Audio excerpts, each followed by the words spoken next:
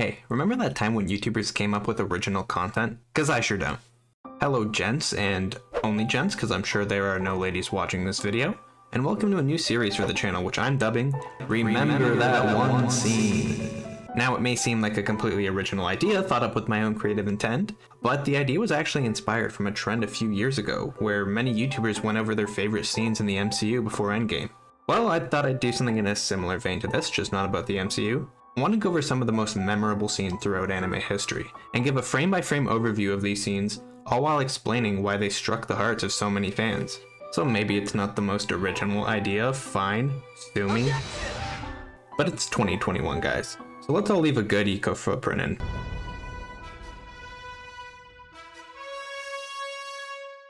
Oh, and just so you know, I want these videos to have a more serious tone, so I'll try not to fill them with as many unfunny jokes as I usually do. Suspense is something that most shows and movies don't tend to shy away from, and just like my jokes, it can either be done really well or really bad. Luckily in Steins it was done so masterfully, it created a scene that was revered as one of the most impactful in anime. Steins is not a show that many would call somber after watching the first few episodes. It starts off as a lighthearted slice of life / comedy anime, with a sci-fi element that adds a sense of unease as the story progresses.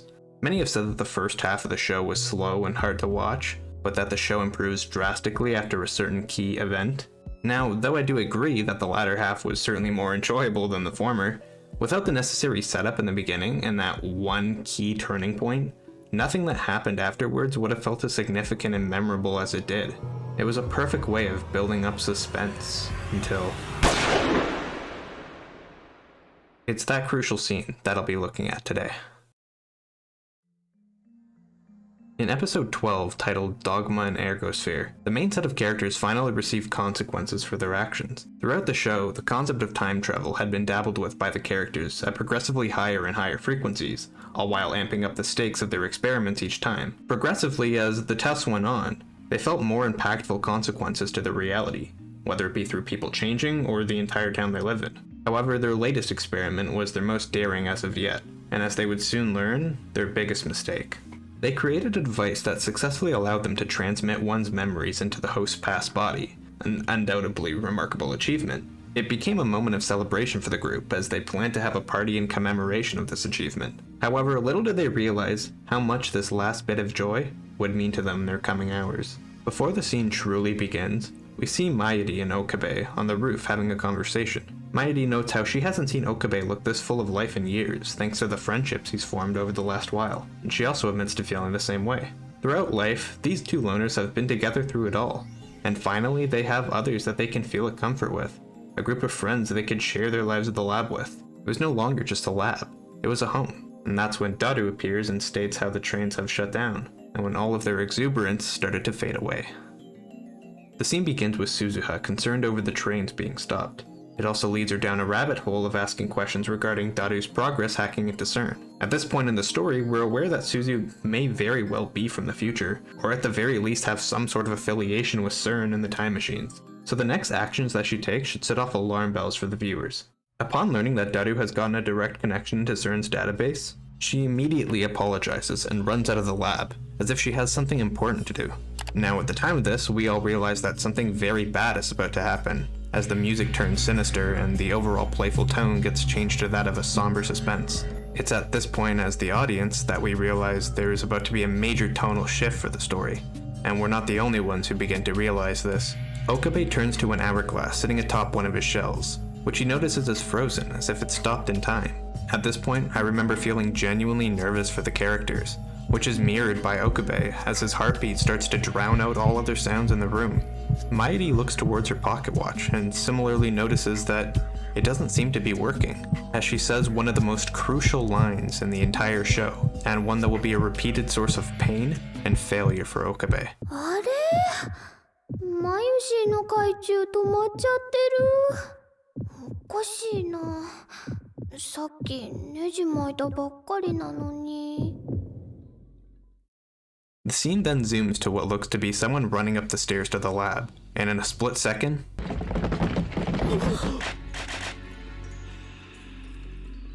a group of armed gunmen break into the lab. Now as the viewer, I knew this was bad, but the reality was much worse than I, at least, originally thought. The characters' minds raced as they desperately tried to think about what is happening, slowly raising their hands in the air. The camera pans to the TV, sharing the story about the train's sudden shutdown, a detail that'll be crucial later in the story, when one of the gunmen stops and destroys the screen with the end of his gun. It's then when one of the most important parts of this scene is revealed. As Okabe and the group progressively messed more and more with time, they never stopped to think about all the possible consequences that could come along with that, and this moment was about to solidify how dangerous those consequences can be. As a shadow emerges from the darkness, we see none other than Kiryu Moeka appear, dressed in all black and armed with a pistol. For the viewer, all of her strange and mysterious previous actions were all about to come full circle, and for our main group, a betrayal stronger than no other they have felt before was about to pierce their hearts. It taught them that messing with time can even have consequences from the one they thought that they could put their trust in. She announces that CERN will be taking the time machine, and that Kurisu, Okabe, and Daru will need to come back with her to CERN headquarters. This solidified that, yes, CERN was going to be a major threat for the rest of the story, and that Moeka was none other than a puppet for CERN. More importantly, a crucial 3 names were being listed, with 1 left out: Mayuri. That realization races through Okabe's head as he finally works up the courage to ask the burning question, one that he already knew the answer to, but the response doesn't hit any softer.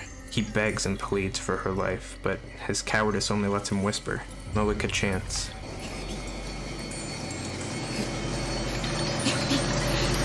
And finally,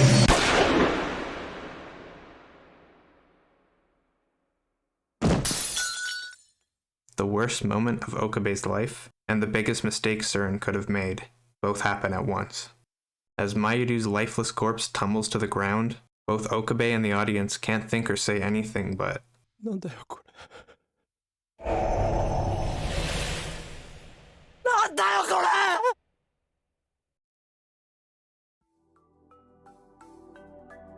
my god, this scene has so much going for it that it literally carries the show. I remember watching this scene for the first time and being absolutely shocked. You always felt like there was this sense of looming despair as they kept testing their time machine, especially because of the first episode.